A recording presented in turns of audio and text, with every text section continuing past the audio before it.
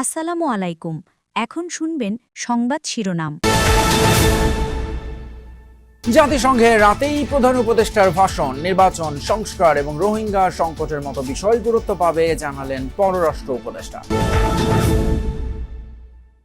দেশবাসীর সংশয় দূর করতে বারবার ভোটের কথা বলছেন ডক্টর ইউনূস, মনে করেন বিএনপির মহাসচিব।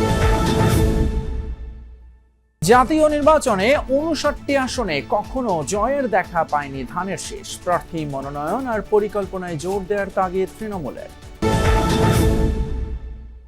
পিআর সহ ৫ দফা দাবিতে জেলা পর্যায়ে জামায়াতের বিক্ষোভ। পিআর এবং শাপলা প্রতীকের দাবি প্রভাব ফেলবে না নির্বাচনে, বললেন ইসি আনোয়ারুল। আসসালামু আলাইকুম। এতক্ষণ শুনছিলেন সংবাদ শিরোনাম, এখন শুনবেন বিস্তারিত। জাতিসংঘের সাধারণ পরিষদে রাতে ভাষণ দেবেন অন্তর্বর্তী সরকারের প্রধান উপদেষ্টা ডক্টর মোহাম্মদ ইউনূস। ফেব্রুয়ারিতে ভোটের মাধ্যমে নির্বাচিতদের হাতে ক্ষমতা হস্তান্তরে সরকার যে বদ্ধপরিকর, ভাষণে সেই বার্তা বিশ্ববাসীর কাছে স্পষ্ট করা হবে। যমুনা টেলিভিশনকে জানিয়েছেন পররাষ্ট্র উপদেষ্টা তৌহিদ হোসেন। চলমান সংস্কার আর বিচার প্রক্রিয়ার পাশাপাশি রোহিঙ্গা সংকটও ভাষণে গুরুত্ব পাবে মত উপদেষ্টার। টানা দ্বিতীয়বারের মতো জাতিসংঘ সাধারণ পরিষদে বক্তব্য রাখতে যাচ্ছেন প্রধান উপদেষ্টা ডক্টর মোহাম্মদ ইউনূস। সূচি অনুযায়ী বাংলাদেশ সময় শুক্রবার রাতে বিশ্ব দরবারে বাংলাদেশের অবস্থান স্পষ্ট করবেন তিনি। এবারের বক্তব্যেও রোহিঙ্গা, জলবায়ু পরিবর্তন ও ফিলিস্তিন পরিস্থিতির পাশাপাশি থাকবে দেশের রাজনৈতিক বাস্তবতা। হাই লেভেল সেগমেন্ট যে ৩-৪ দিনে, ওখানে ২৬ তারিখে উনি তার বক্তব্য রাখবেন। সেটা আপনারা তখন জানতে পারবেন যে এক্স্যাক্টলি কি। এটাতে তো ন্যাচারালি তার সরকারের যেই এজেন্ডা সেটা সম্বন্ধে উনি বলবেন। তবে সব ছাপিয়ে সবচেয়ে গুরুত্ব পাবে গণতান্ত্রিক শাসন ব্যবস্থায় বাংলাদেশের ফেরার চেষ্টা। আর তা নিয়ে সরকার প্রধান যে আন্তরিক, সেই বার্তা স্পষ্ট হবে বিশ্বমঞ্চে। উনি ডিটারমিন যে ইলেকশনটা উনি করবেন এই ফেব্রুয়ারিতে, এবং ইলেকশন করা মানে হলো যে নির্বাচিত সরকারের হাতে উনি ক্ষমতা হস্তান্তর করবেন, যেটা ডে ওয়ান থেকেই তো মূল লক্ষ্য ছিল, যে কিছু রিফর্ম এবং তারপরে একটা ভালো নির্বাচন করে নির্বাচিত যারা হবেন, জনগণ যাদেরকে ভোট দেবে তাদের হাতে ক্ষমতা হস্তান্তর করা। আমি মনে করি যে এটা এই মুহূর্তে ওনার জন্য, এটা ওনার নিজেরও এটাই সবচেয়ে বড় যেটা ওনার এজেন্ডা, এবং সেটাই উনি করার চেষ্টা করবেন, এবং সেটাতে আন্তর্জাতিক সম্প্রদায়কে উনি কনভিন্স করার চেষ্টা করবেন। নির্বাচন নিয়ে দেশের মানুষের মধ্যে এখনো সংশয় আছে, মনে করেন বিএনপির মহাসচিব মির্জা ফখরুল ইসলাম আলমগীর। আর এই আস্থার সংকট দূর করতেই প্রধান উপদেষ্টা বারবার নির্বাচনের কথা জোর দিয়ে বলছেন অভিমত তার। বিশ্ববাসীকে সেই বার্তা দিতেই সফর সঙ্গী হিসেবে রাজনীতিকদের যুক্ত করা হয়েছে বলেও যমুনা নিউজকে জানিয়েছেন তিনি। নিউ ইয়র্কে বিএনপি মহাসচিবের সাথে কথা বলেছেন সহকর্মী মাহফুজ মিশু।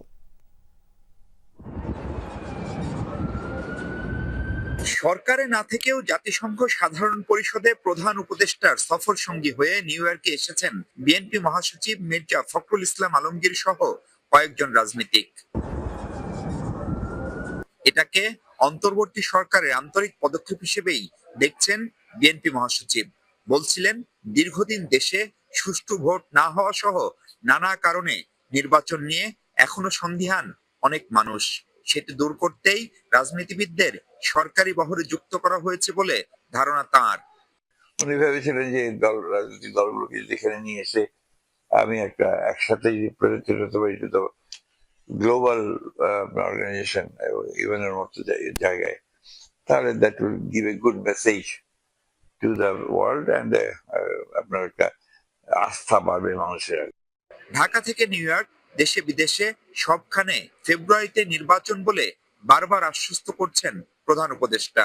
মূলত দেশে যে আস্থার সংকট তৈরি হয়েছে তা দূর করতেই সরকার প্রধানের এমন অবস্থান বলে মনে করেন বর্ষিয়ান এই নেতা। বাংলাদেশের মানুষের মধ্যে একটা কনফিউশন আছে, ইলেকশন হবে কিনা, বিভিন্ন রকম। এটা হয়ে গেছে কি, বাংলাদেশের মানুষের মধ্যে একটা সমস্যা তৈরি হয়েছে, আস্থাহীনতা সবকিছুর উপরেই। যে কারণে চিফ অ্যাডভাইজারের কথাটাও তারা মনে করে যে ঠিক আছে কিনা, বা আপনার ইম্পর্টেন্ট কেউ বললো, রাজদলগুলো বললো, তারা মনে করে যে এটা, ওইটাকে তিনি আরো দৃঢ় করতে চান। প্রতিদ্বন্দ্বিতাপূর্ণ নির্বাচনে বরাবরই ফেভারিট বিএনপি। ২০০-র বেশি আসন অথবা ন্যূনতম ব্যবধানেও সরকার গঠন করেছে কয়েকবার। তবুও অন্তত 59টি আসনে সাফল্যের তুলনায় হতাশার সঙ্গী হচ্ছে দলটির। বারবার হাতছাড়া হওয়া এসব আসনের মধ্যে রংপুর বিভাগে আছে 20টি আর ঢাকা বিভাগে 14টি। এসব আসনে প্রার্থী মনোনয়ন আর সাংগঠনিক কর্মপরিকল্পনায় জোর দেওয়ার আহ্বান তৃণমূলের। নেতারা বলছেন, অঞ্চল ভিত্তিক মানুষের অন্ধ আবেগের বহিঃপ্রকাশ ঘটেছে অতীতে। প্রত্যাশা আগামী নির্বাচনে ঘটবে না তেমন কিছু। সাইফুদ্দিন রবিনের রিপোর্টে বিস্তারিত। 90-এর গণ অভ্যুত্থানের পর 91-এর সংসদ নির্বাচনে জয়ী হয়ে সরকার গঠন করে বিএনপি। 1996 সালে আন্দোলনের মুখে সংসদ ভেঙে দ্বিতীয় দফা নির্বাচনে হেরে গেলেও বিপুল জয়ে ফিরে আসে 2001-এ। আলোচিত 1/11-এর পর 2008-এর নির্বাচনে পার হতে পারেনি বৈতরণী। এরপর 2014, 2018 এবং 2024-এর নির্বাচন ছিল প্রশ্নবিদ্ধ।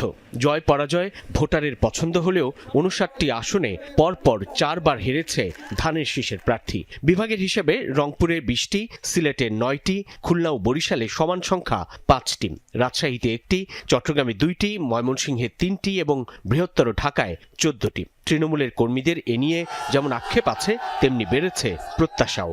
সেই সময় আমাদের এলাকার সাংগঠনিক দুর্বলতাও ছিল। তৃণমূল পর্যন্ত আমরা বিএনপি শক্তিশালী করার জন্য কাজ করছি এবং তার ফসলও আমরা পেয়েছি। দিনে দিনে জাতীয় পার্টির ভোট ব্যাংকগুলো ভেঙে চুরমার হয়ে গিয়েছে এবং এগুলো বিএনপি মুখী হয়েছে। জনগণ দাঁড়ে দাঁড়িয়ে যাচ্ছি, ডোর টু ডোর আমরা যাচ্ছি, মানুষকে বোঝাচ্ছি। কুড়িগ্রামের মানুষ আগামী দিনে বিএনপিকে ক্ষমতায় দেখতে চায়, বিএনপির রাজনীতির সঙ্গে সম্পৃক্ত হতে চায়।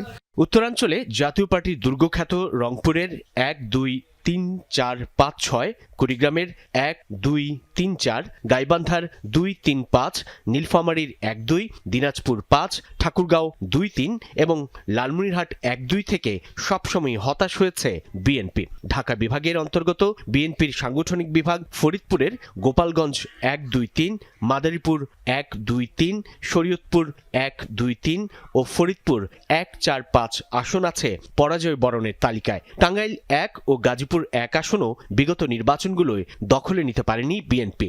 সিলেট বিভাগে হবিগঞ্জ 1, 2, 3, 4, মৌলভীবাজার 2, 4, সিলেট 6 এবং সুনামগঞ্জ 2 ও 3-এ ধানের শীষ জয় পায়নি 91 থেকে 2008 পর্যন্ত। এর কারণ পর্যালোচনা করছে দলটি। 91-96 তো এই অঞ্চলে একটি রাজনৈতিক আবেগ কাজ করেছে মানুষের মধ্যে, সাধারণ মানুষের মাঝে।